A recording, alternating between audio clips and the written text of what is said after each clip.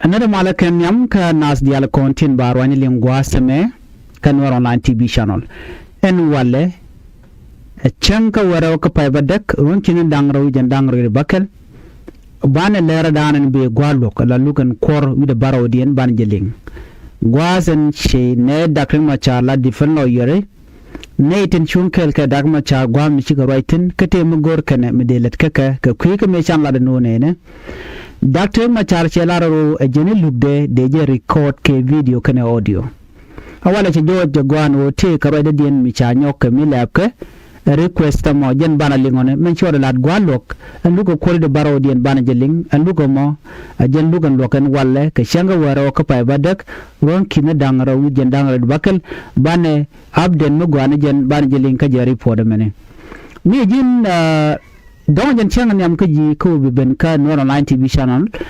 don guje ka YouTube ke guje ka Facebook mu guje ka YouTube ka jan channel yam ti jen wode channel de je support de subscribe ko mi te ka report mi ci brech ke la mi ci brech ta cho mala shu be ka ji ka pet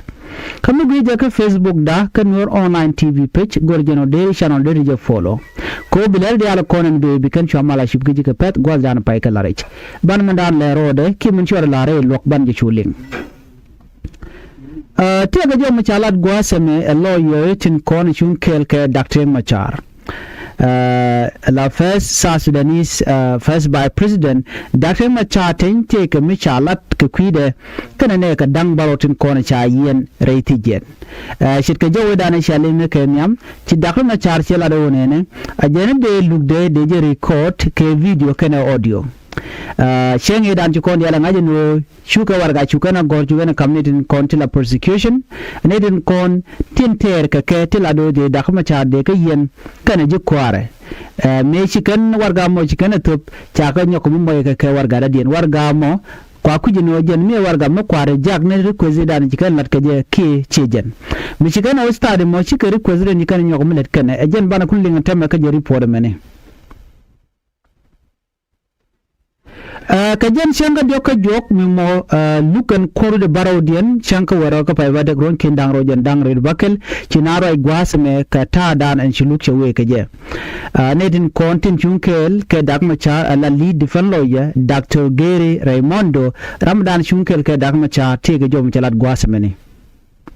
jen sha respond ke che lo ke war ka kwiwar ga me dan e cha kamke a prosecution team take objection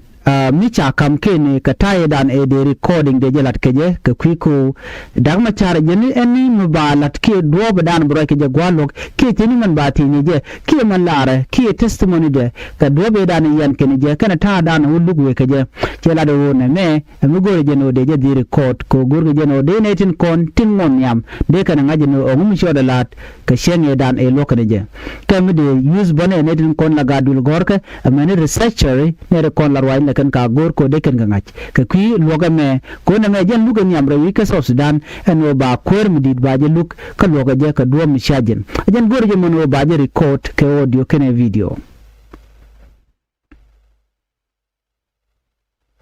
ka jen shenge da ne cha kam warga shi kan warga ji kan nan kan de kon de la different lawyer Dr. Machar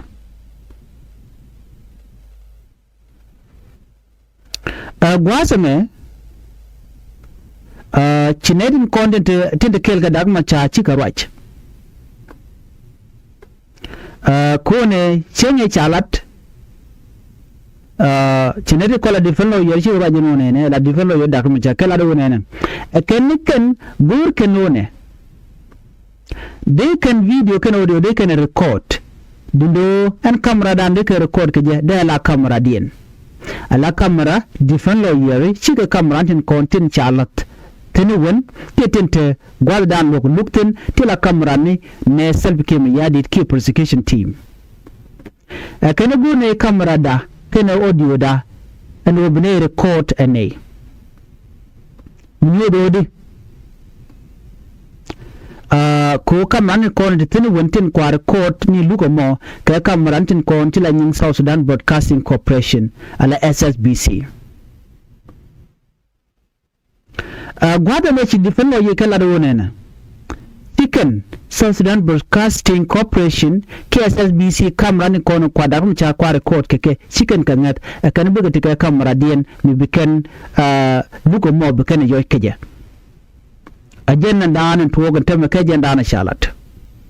mu dodi ba bil tika camera dangro tiba use gwata dan en kwa lu kwa je yoytin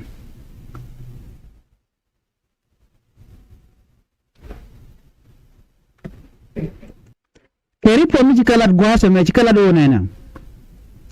are lokni ko gwasa da ne sha lukcha to gaje te kamran dangro tiketin kamera kele mo ke kamera nyam dung SSBC shirman channeling kamera rew de ka sha gor gwata me wa dung prosecution we mean that ke tu kamera la to bindo anating kon tela di fellow you da kuma chara kene ne kana gone no ne binai tiga kamera da mi bine yo jalane ko kene ko la defense yo gul kan tika kene ko la prosecution team gul kan tika kamera den mi yoy kan ga jene wona lo tu kamera tigatin gwada dan en loko luktin tiga ko la rew ne kan gone kamera da gone yo bana ba ka par ke ba ka lele ba ne del ba par ko gone yo barana bo ba je bine del yo jalane ko chine goro no take mu ba wutin gwada dana wajilim kene gor ko no bikari ko mo bikana lat ke joran jikalat kene to continue la prosecution team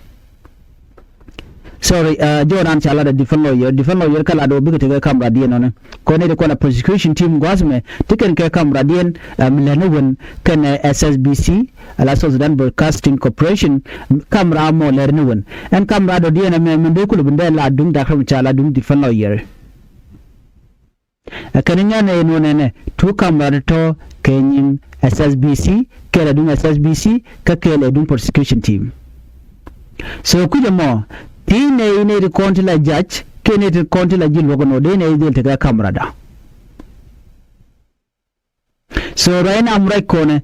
chineti konti la defend lo yida kuma cha chicken war gardi ni kan yok kan ku kan submit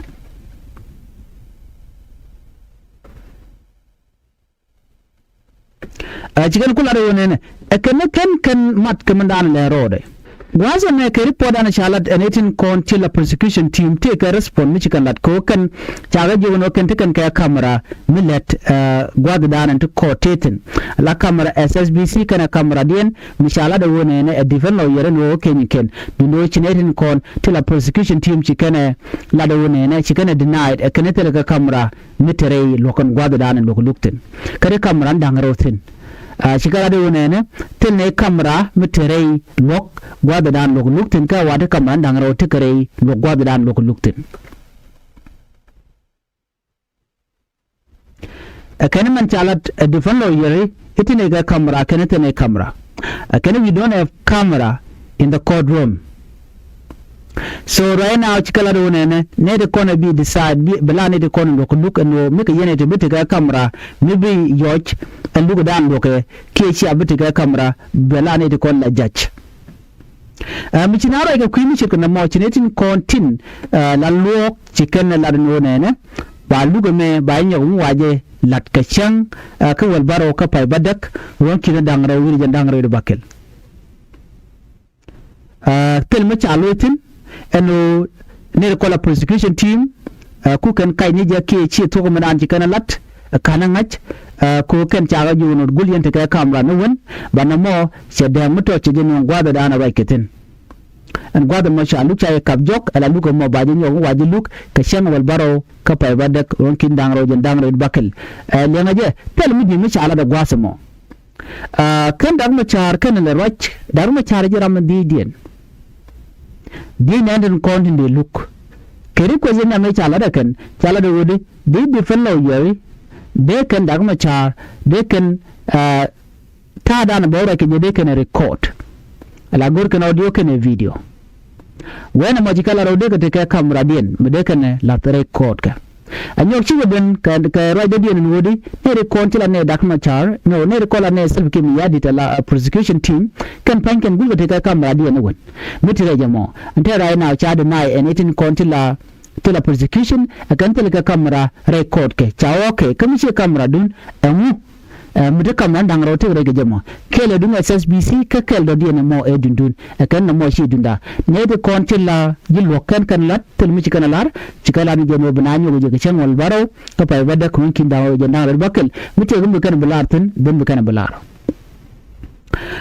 lugo mo ngai kon nda no nga jen ki ko re dana ci to ga nasir gwade sha ne da kuma cha ga gwani no ticket kitatin ka sha da diale ko de sha lat ne de ko la prosecution tin gore de ga da kuma cha kan ji kwa de kan yen sha da na da mun da lat ken sha ju no malad yen she tok ke